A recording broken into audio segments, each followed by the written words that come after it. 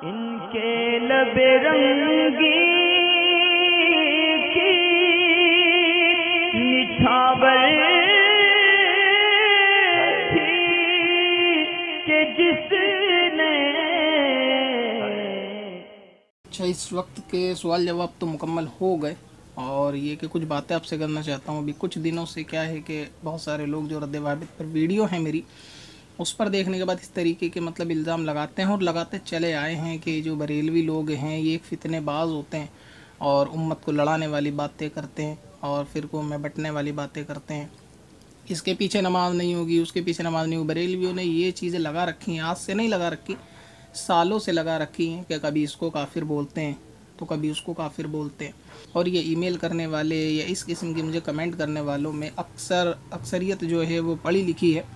मतलब ये है कि स्कूल कॉलेज की पढ़ी लिखी हुई है, हालांकि दीन की उनको हवा भी नहीं लगी हुई। स्कूल कॉलेज के पढ़े लिखे और इस तरीके की बातें करते हैं कि ये लोग फितनेबाज हैं और भी अल्फाज बड़े अच्छे अच्छे बोलते हैं कि उम्मत को लड़ाते हैं, कौम को फ़िरक़ों में बांटते हैं, सबको एक हो जाना चाहिए। और ये इसके पीछे ना कलमा पढ़ने वाले हैं, सारे मुसलमान हैं, फिर भी ये बोलते हैं कि उसके पीछे नमाज नहीं, उसके पीछे नमाज नहीं। तो उनके लिए मैं कुछ बातें अर्ज़ करना चाहता हूँ।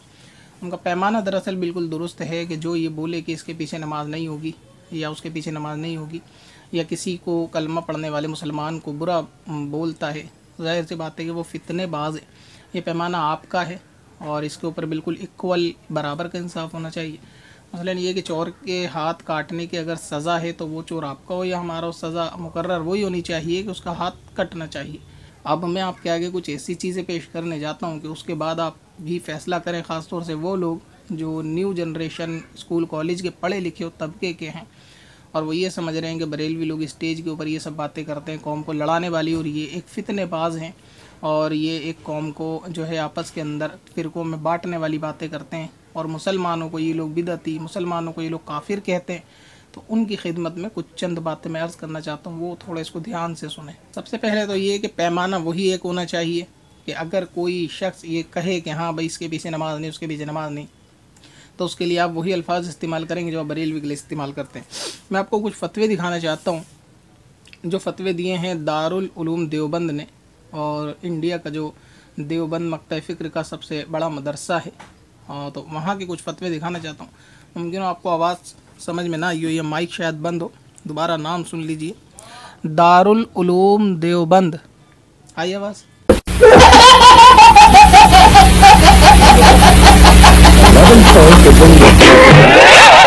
ठीक है, आवाज़ आनी चाहिए ना, ऐसा ना हो कि बोलें कि यार ढक छुप के बात कह दी ये वो। तो अपने छुपी हुई बात नहीं करते बल्कि छुपी हुई को निकालने वाली बातें करते हैं, ठीक है। ये अंदाज़ रज़ा है। देखो, सबसे पहले है ये मेरे पास एक फतवा है, आप इसको थोड़ा जूम करके दिखा दीजिए इनको साहिल को, बाकी मैं इसको पढ़ के सुना दूंगा, आप एक मरतब इसको पढ़ देख भी लीजिए। वेबसाइट के ऊपर 100% मिल जाएगा। फतवे का रेफरेंस है 1287 और पाकिस्तान से सवाल हुआ 2007 में 29 जुलाई को। 1287 फतवे का रेफरेंस है। दारुल इफ्ता देवबंद की आप जाएंगे ना URL पे, वहाँ आपको आसानी से मिल जाएगा। सवाल पूछने वाले ने सवाल ये पूछा है कि हमारी नमाज किसी बरेलवी के पीछे हो सकती है, और साहिल लिखता है कि मैं देवबंदी हूँ। समझ गए? दोबारा देख लीजिए ना, कभी आपको डाउट होने लगे। ये देखिए, साहिल ने लिखा है कि मैं देवबंदी हूँ, कि हमारी नमाज बरेलवी के पीछे हो जाएगी। मसला ये है कि यार हमको बुरा कहने वाले तुम लोग तो, यानी जो ये पढ़े लिखे जनरेशन थे, देवबंदी बरेलवी करते नहीं हो। तो सबसे पहले तो मुफ्ती साहब को चाहिए था, जब इसने पूछा साहिल ने कि बरेलवी के पीछे हमारी नमाज हो जाएगी, मैं देवबंदी हूँ, तो मुफ्ती साहब को कहना चाहिए था यार ये देवबंदी बरेलवी कुरान में कहाँ लिखा है, जैसे तुम लोग बोलते हो कि देवबंदी बरेलवी कुरान में कहाँ, सब मुसलमान। मुफ्ती साहब को लिखना चाहिए था भाई तू देवबंदी कैसे है, ये तो कुरान में लिखा ही नहीं है, कुरान में तो मुसलमान लिखा है ना, अल्लाह ताला ने हमारा नाम मुसलमान दिया है, तो ये तू क्या देवबंदी बरेलवी कर रहा है। लेकिन मुफ्ती साहब ने उसको नहीं समझाया, क्योंकि मुफ्ती साहब खुद जानते हैं कि हम देवबंदी हैं, और ख़ुद को देवबंदी बताना मतलब ये कि हम बरेलवी नहीं हैं, होने का इनकार है, ठीक है, बरेलवी ना होने का इनकार है। अब ये देखिए जवाब के अंदर क्या लिखते हैं मुफ्ती साहब के, जिस बरेलवी, और ब्रैकेट में लिखते हैं बिदअती। देखिए, देख लीजिए ना, आपको कभी आपके दिल में तसल्ली होनी चाहिए। ये देखिए, ये अंडरलाइन भी मैंने कर रखी है, इसके अंदर लिखा है कि जिस बरेलवी, और ब्रैकेट में बिदअती। मतलब ये हुआ कि इनकी निगाह में बरेलवी बिदअती हैं, ठीक है। अब मुझे वो बताएं जो कहते हैं कि कलमा पढ़ने वालों को बुरा ना कहो, कलमा पढ़ने वालों को जो बुरा कहता है वो फितनेबाज है। ये मुफ्ती साहब कौन है जो बरेलवी कलमा पढ़ने वालों को बिदअती बोल रहे हैं? तो पैमाना वही होना चाहिए कि अगर हम फितनेबाज हैं तो फिर ये भी फितनेबाज हैं, अगर हम ये कि जाहिल हैं तो फिर ये भी जाहिल हैं। इन्होंने ब्रैकेट में बरेलवी की तारीफ़ यानी परिभाषा जो लिखी है वो बिदअती करके लिखी है। चलिए खैर, अभी आगे बढ़ते हैं कि जिस बरेलवी बिदअती के अमाल व अकायद कुफ्र और शिर तक ना पहुँचते हो तो उनके पीछे नमाज हो जाती है, लेकिन मकरूह तहरीमी होती है। देखिए फिर देख लीजिए, ये अंडरलाइन आपको दिख रही है ना कि नमाज मकरूह तहरीमी होती है। मकरूह तहरीमी का मतलब समझते हैं आप? यानी साहिल ने पूछा कि मैं बरेलवी के पीछे नमाज़ पढ़ लूँ, मैं देवबंदी हूँ। सबसे पहले तो साहिल से यही कहते हैं देवबंदी बरेलवी कुछ नहीं होता, ये उम्मत को लड़ाने वाली बात है। मुफ्ती साहब ने इसका सपोर्ट कर दिया कि हाँ तो देवबंदी तो अच्छी बात है, लेकिन जिस बरेलवी के अकायद और अमाल कुफ्र तक ना पहुँचे हों, यानी जो मुशरिक ना हो, जो बिदअती ना हो और जो काफिर ना हो, कलमा पढ़ने वाला ऐसा बरेलवी, उसके पीछे नमाज मकरूह तहरीमी है, यानी वो नमाज पढ़ के दोहरानी पड़ेगी। समझ में आती है मकरूह तहरीमी की परिभाषा? वो नमाज पढ़ के दोहरानी पड़ेगी। यार अब नमाज तो पढ़ ली है तो दोहरानी क्यों पड़ेगी? क्या बरेलवी इमाम कलमा नहीं पढ़ता? सब तो कलमा पढ़ रहे हैं, सब तो मुसलमान हैं, क्यों नमाज दोहरानी पड़ेगी? और अब ये कि अगर बरेलवी कह दे कि भाई नमाज बिदअती के पीछे मकरूह तहरीमी है, यार बरेलवी लोग ना फितना पैदा करते हैं। चलो वही पैमाना रखो कि बरेल जो ये कहे कि नमाज मकरूह तहरीमी होगी मुसलमान के पीछे और फितनेबाज है, तो फिर ये इनको क्या कहोगे आप? क्योंकि पैमाना वही होना चाहिए ना, एक ही पैमाने से नापोगे सबको, तो इनको आप फितनेबाज कहोगे। और ये फितनेबाज कहाँ के हैं? मैंने माइक पे अभी अनाउंस भी कर दिया कहाँ का फतवा है। ये देवबंद का फतवा है जो ये कह रहे हैं कि बरेलवी के पीछे नमाज मकरूह तहरीमी है और सवाब में कमी हो जाएगी। इसलिए अगर आप नमाज के लिए किसी मस्जिद में जा सकते हैं जहाँ का इमाम देवबंदी मसलक का हो तो आप बरेलवी के पीछे नमाज ना पढ़ें। ये कौन कर रहा है देवबंदी बरेलवी? ये फितनेबाजी तो कर रहे हैं। यानी जो देवबंदी बरेलवी कर रहा है उसे आप फितनेबाज बोलते हो ना, तो देखो फितनेबाज, ये रहा फितनेबाज का फतवा। क्या लिखा है कि देवबंद का इमाम जहाँ हो, ये देवबंदी बरेलवी कुरान में तो लिखा नहीं है, मुफ्ती साहब ने क्यों लिख दिया? अच्छा अगर हम स्टेज पर बोले तो कहते हैं देवबंदी बरेलवी करते हो। ये क्या कर रहे हैं? ये कोई नहारी बनाने की रेसिपी बता रहे हैं, सिखा रहे हैं। और अच्छा ये कोई नई बात नहीं है, देखो फतवा 2007 का है, मतलब ये हुआ ये लोग सालों से देवबंदी बरेलवी करते हुए आ रहे हैं, देवबंद के मदरसे वाले। फ़र्क क्या है? एलानिया नहीं बोलते, सिर्फ चुपचाप फतवा देते हैं और इनकी आवाम इस अंधेरे में रहती है कि ये काम सिर्फ बरेलवी करते हैं कि देवबंद के। ये मुफ्ती साहब खुद लिख रहे हैं कि जहाँ देवबंद का इमाम ना हो ना, बरेलवी के पीछे नमाज ना पढ़ो। तो जो नमाज को मना करे मुसलमान के पीछे, इसके पीछे नमाज नहीं, उसके पीछे नमाज नहीं, फितनेबाज है ना वो, ये फितनेबाज है। देखो पैमाना आपका है, ये मेरा तो नहीं है। फितनेबाज, जाहिल होना, फितनेबाज होना, कौम को लड़ाने वाला और बेवकूफ़ होना, ये सब आपके पैमाने। देखो इसी पैमाने के ऊपर मैं इनको तोल रहा हूँ। अब आप वज़न करके मुझे बताओ मैं गलत कर रहा हूँ या सही कर रहा हूँ। तो ये कह रहे हैं कि जी बरेलवी बिदअती है, इनके पीछे नमाज नहीं होगी। तो अब मत कहना कि सिर्फ बरेलवी कहते हैं कि इसके पीछे नमाज नहीं, उसके पीछे नमाज नहीं, ये बिदअती, वो बिदअती, ये मुशरिक, वो मुशरिक। ये तो आपके घर वाले बोल रहे हैं, ठीक है। अब आप इनको कहकर मुझे बताएं इनके ऊपर शरीयत का हुक्म क्या लगेगा। चलिए ये तो एक बात थी। अब वो भी सुन लीजिए जो ये डॉक्टर काफिर नायक के बहुत बड़े फ़ैन हैं। ये फतवा इंडिया से सवाल पूछा गया, फतवे का रेफरेंस है 67,401, सवाल हुआ 2016 में जून में। आप इसको एक मरतबा देख लीजिए फतवे का रेफरेंस वगैरह, ताकि आपको नज़र आ जाए और ये भी नाम भी आपको दिख जाए ना। सवाल किसके बारे में? डॉक्टर जाकिर नायक के बारे में पूछा गया। सवाल देवबंद मदरसे में। नाम सुना या फिर माइक पे बताऊं कहाँ के मदरसे में? हाँ, कभी बोलना नहीं यार, समझ में नहीं आई कहाँ की, क्योंकि इसके भी बहुत से चमचे ऐसे हैं जो खुद को देवबंदी कहलाते हैं और कहते हैं डॉक्टर जाकिर नायक को बुरा ना कहो, और जो बुरा कहता है उसको कहते हैं यार ये बरेलवी फितनेबाज है। लफ्ज़ बरेलवी हटा दो, बस ये कहो कि जो दूसरे को बुरा कहे वो फितनेबाज है। तो आज मैं बताऊँगा फितनेबाज कौन कौन है और किस किस मदरसे में फितनेबाज हैं। साहिल ने पूछा कि मैं एक तालिब इल्म हूँ, इस वक्त मैं MBA की पढ़ाई जो है ना बनारस के अंदर कर रहा हूँ, और मैं कॉलेज का तालिब इल्म होने की वजह से इस्लामिक नॉलेज मेरे को थोड़ी सी कम है। तो मैं डॉक्टर जाकिर नायक की क्लिप देख रहा था, मेरे एक दोस्त ने बोला कि ये बंदा गुमराह है। यानी किसने बोला? इसके दोस्त ने, जिस सवाल पूछ रहा है कि बंदा जाकिर नायक गुमराह, इसकी क्लिप ना देखा कर।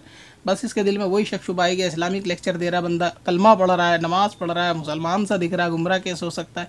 इन भाई साहब ने MBA की पढ़ाई जो ये कर रहे थे, इन्होंने फतवा जो है ईमेल कर दिया दारुल उलूम देवबंद के। अब देवबंद वाले देखो क्या कह रहे हैं। सबसे पहले तो मेरा वही जवाब है कि देवबंद वालों को कहना चाहिए यार टोपी पहनी है, दाढ़ी वाला है, कलमा पढ़ रहा है, गुमराह कैसे कह सकते हो किसी को? फितने ना फैलाओ, ये कहना चाहिए था ना। क्योंकि बरेलवी तो यही कहते हैं कि भाई हर कलमा पढ़ने वाला मोमिन नहीं है, तो कहते हैं भाई फितनेबाज है, सब मुसलमान है। अब देवबंद वाले क्या कह रहे हैं, फतवे का मैंने आपको रेफरेंस बता दिया, फतवा आईडी भी आपको बता देता हूँ मैं, 558, ठीक है। तो देवबंद के मुफ्ती साहब कह रहे हैं कि आपके दोस्त ने सही कहा, यानी जिसने कहा ना डॉक्टर जाकिर नायक गुमराह है, तो इन्होंने कहा कि डॉक्टर जाकिर नायक ने सही कहा, यानी डॉक्टर जाकिर नायक गुमराह है, ये बात उन्होंने सही कही। डॉक्टर जाकिर नायक आलिम दीन नहीं है और ना ही उन्होंने किसी उस्ताद वगैरह के ज़ेर साया तालीम हासिल की, बल्कि वो तो अंग्रेज़ों की कुछ किताबों का मुताला वगैरह ही कर कर यहाँ तक पहुँचे और सही अकीदों से वो मुँह फेरते हैं। डॉक्टर जाकिर नायक कुरान हदीस के सही अकीदों से मुँह फेरने वाला है और गुमराह शख्स है, जिसने उसे गुमराह कहा सही कहा, ये देवबंद के मुफ्ती साहब कह रहे हैं। अब कहो यार लड़ाने वाली बातें कर रहे हो, डॉक्टर जाकिर नायक दीन का काम कर रहा है, कलमे पढ़ा रहा है, ये कर रहा है, वो कर रहा है, पैमाना वही होगा, ठीक है, पैमाना वही होगा जो बरेलवियों के लिए बोलते हो कि यार डॉक्टर जाकिर नायक को बुरा कहते हैं, गुमराह कहते हैं, ये कहते हैं, वो कहते हैं, ये लोग फितनेबाज हैं। अब उसी पैमाने पे इनको तोलो मुफ्ती साहब को, देवबंद के मुफ्ती साहब हैं, और ये देवबंदी हजरात वो तोलेंगे जो स्कूल कॉलेज के पढ़ने वाले मुझे बोलते आए हैं कल तक, ईमेल पे हो या कमेंट्स पे हो कि यार ये तुम फितने पैदा कर दो। ये फितने कौन पैदा कर रहा है? ये डॉक्टर जाकिर नायक तो कलमा पढ़ रहा है ना, अब इसको बुरा क्यों कह रहे हैं? तो इसलिए पहले अपने घर के जाके बड़ों से कुछ सीख लो और उनसे पूछ लो कि हर कलमा पढ़ने वाला मोमिन है या नहीं, क्योंकि अकायद नहीं बचाते कॉलेज की पढ़ाई, ठीक है, कॉलेज की पढ़ाई से बंदे को दुनियावी एजुकेशन आ जाती है, अकायद की तालीम कॉलेज में नहीं मिलती है। और वे कह रहे हैं कि सही अकीदों से मुँह फेरता है और कुरानी आयत की तफसीर अपनी अकल से करता है, यानी कुरानी आयत की तफसीर अपनी अकल से करना हराम है। और मुफ्ती साहब कह रहे हैं कि जाकिर नायक वो ऐसा गुमराह बंदा है कि जो सही अकीदों से मुँह भी फेरता है, आलिम दीन भी नहीं है, वो गुमराह शख्स है और साथ में कुरानी आयतों की तफसीर अपनी अकल से करता है और फ़िकी मसाइल भी सल्फ़ सालिहीन और जमहूर के मसलक के ख़िलाफ़ बताता है, उनसे भी मतलब रूगर्दानी करता है। तो इसीलिए इसका बयान और तकरीर को सुनने और इसको देखने से एतराज़ करना चाहिए। यानी ये कि देवबंद के मुफ्ती साहब मना कर रहे हैं भाई साहब, ठीक है, ये कह रहे हैं कि जाकिर नायक का बयान सुनना नहीं चाहिए, ठीक है। हाँ, जाकिर नायक वैसे कलमा भी पढ़ रहा है, वही वाला पढ़ रहा है, ला इलाहा इल्लल्लाह, कुरान भी उसके हाथ में वही वाला है जो आप लोगों के हाथ में दिखने मुसलमान भी हो। जाकिर नायक ना नमाज भी पढ़ता है, लेकिन फिर भी ये कह रहे हैं उसका तकरीर नहीं सुननी, बयान नहीं सुनना, ही वो गुमराह आदमी है, वो आलिम दीन नहीं है। तो यार अब ये तो फितना फैलाने वाली बात है ना, ये बरेलवी फितना फैलाते हैं। चलिए, अच्छा, इन्होंने कहा कि जाकिर नायक के ख़िलाफ़ ना एक बहुत अच्छी किताब भी देवबंद ने लिखी है, और यानी डॉक्टर जाकिर नायक अपनी तकरीरों और तहरीरों के आईने में, तो ये कह रहे हैं इस किताब को भी पढ़ लें। इस किताब में डॉक्टर जाकिर नायक इन्होंने ऑपरेशन कराया देवबंद वालों ने, बड़ी खुशी हुई, अच्छा करा वैसे करा तो मतलब वही है कि पैमाना वो एक होना चाहिए यार, फितने फैलाते हैं, ये करते हैं, वो करते हैं। यही मैं आपको बताना चाहता हूँ कि फितने कहाँ कहाँ फैले हुए हैं। अच्छा, अगला सवाल देख लीजिए, एक और है, मैं आपको अभी मेरे पास हैं तो इस किस्म के ना बहुत सारे फतवे, लेकिन अभी क्योंकि इतना वक्त नहीं होता है तो इसलिए बहुत शॉर्ट में मैं आपको दिखा देता हूँ। टाइम होता तो इंशाअल्लाह ताला मैं आपको ऐसे हज़ारों फतवे दिखाऊंगा देवबंद के कि जहाँ दूसरे मसलक वालों के पीछे नमाज को मना किया गया होगा और आप उसी पैमाने पे इनको तोल देना कि ये लोग गुमराह हैं और फितनेबाज हैं, नहीं तोल सकते। देखिए, फतवे का रेफरेंस है 41,795, पाकिस्तान से पूछा गया सवाल है, 2012 में दारुल उलूम देवबंद पे कहना चाहते हैं क्या अहले हदीस और बरेलवी के पीछे नमाज हो जाती है? अहले हदीस समझते हो यही जाकिर नायक, वहाबी, इसको जूम करके आप लोग देख लीजिए। या पूछना चाहते हैं कि इनके पीछे नमाज हो जाएगी नहीं हो जाएगी? मेरा फिर वही सवाल है कि ये कहना चाहिए था मुफ्ती साहब को, सब कलमा पढ़ते हैं, सब एक हैं, क्यों इस तरीके की बातें करते हो, सबके पीछे नमाज हो जाती है। अच्छा, ये कहना है जो गैर मुकल्लिद है ना, सबसे पहले तो इन्होंने वहाबियों को अहले हदीसों को गैर मुकल्लिद लिखा है, ठीक है। गैर मुकल्लिद इमाम अगर तकलीद को शिर्क नहीं समझता और मुजतहिदों को बुरा नहीं कहता और तहारत के मसाइल में जिनमें हनफी मज़हब नमाज का मदार यानी हनफी मज़हब नमाज की रियायत हो और तो उसकी इक्तिदा में नमाज की गुंजाइश है, बरेलवी इमाम के अकायद अगर वही के कुफ्र शिर तक ना पहुँचते हो तो उनकी इक्तिदा की नमाज, इनकी नमाज जो है वो मकरूह तहरीमी के साथ अदा हो जाएगी। मजबूरी हो तो गैर मुकल्लिद या बरेलवी इमाम की इक्तिदा में नमाज ना की जाए, यानी मजबूरी ना हो तो गैर मुकल्लिद और बरेलवी के पीछे नमाज ना पढ़ी जाए।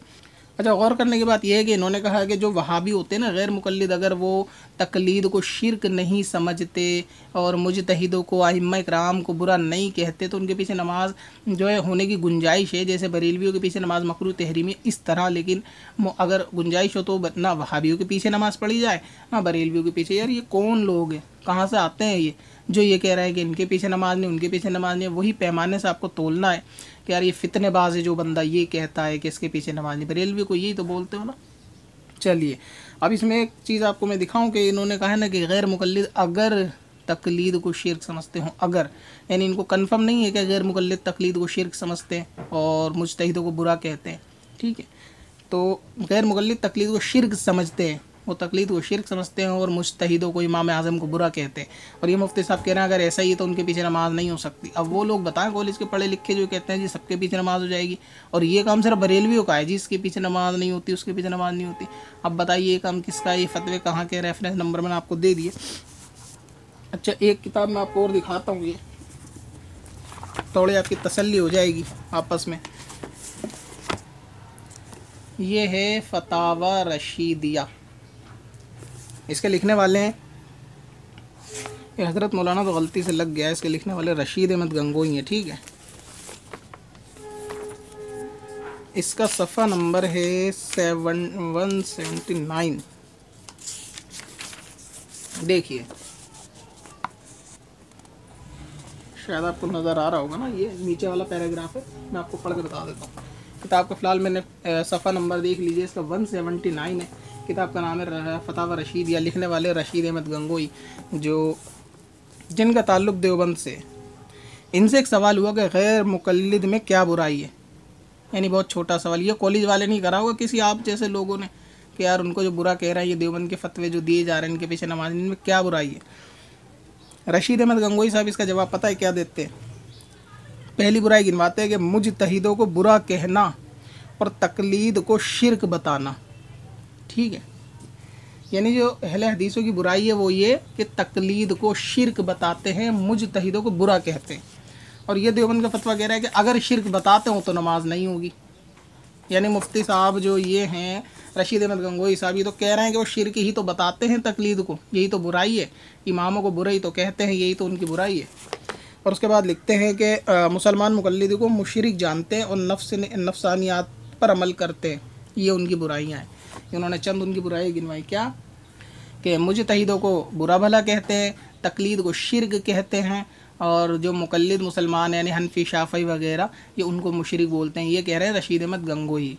अब यार अहले हदीस की बुराई गिनवाने की ज़रूरत नहीं थी, कलमा तो वही पढ़ रहा है ला इलाहा इल्लल्लाह, और कुरान भी वही है, हदीस भी वही है, तो इसलिए किसी को बुरा नहीं कहना चाहिए। ये फितने किसी ने फैलाएं एक दूसरे को बुरा कहने वाले, ये अब अपने घर की बात है ना, ये भी आप देख लो। तो ये कह रहा है गैर मुकल्लिद अगर तकलीद को शिर्क ना समझे, और रशीद अहमद गंगोई साहब कह रहे हैं कि शिर्क समझते हैं। ठीक है, चलिए, तो उनके पीछे नमाज नहीं होगी अहले हदीस के पीछे। ये आप सुन लीजिए, देवबंदी हजरात जो मदरसे वगैरह नहीं पढ़ते, स्कूल कॉलेज में पढ़ते हैं, वो ज़रा सुन लीजिए कि देवबंद के फतवे हैं, ये इनके पीछे नमाज नहीं होगी। और अब ये नहीं कहना कि बस ये बरेलवी कहते हैं। इसके अलावा एक और किताब है, मैं आपको वो भी बताना चाहता हूँ, और उन हजरात के बारे में भी बता दूँ कि उन्होंने अपनी किताब के अंदर क्या लिखा है। किताब का नाम है इमदादुल फतावा, इसके लिखने वाले हैं अशरफ अली थानवी साहब। आवाज़ आई? अशरफ अली थानवी साहब, अंदाज ही अलग है हमारा।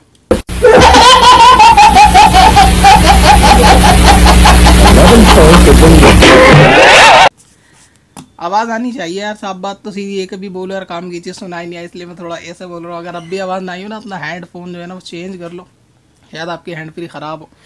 तो ये लिखने वाले इसके इमदादुल फतावा के अशरफ अली थानवी साहब, ये पहली जिल्द है, और इसका हवाला स्क्रीन के ऊपर नीचे मैं आपको लिखा हुआ जो है वो दिखा दूंगा। सफ़ा नंबर इसका 304 है। इनसे सवाल हुआ गैर मुकल्लिद के पीछे नमाज हो जाएगी वहाबी के पीछे, तो ये कहते हैं गैर मुकल्लिद कई तरह के होते हैं, और उनमें कुछ के पीछे नमाज बातिल होती है, कुछ के पीछे मकरूह होती है, और एहतियात ये है कि इनके पीछे नमाज ना पढ़ी जाए। यानी गैर मुकल्लिद पता है किसको कहते हैं?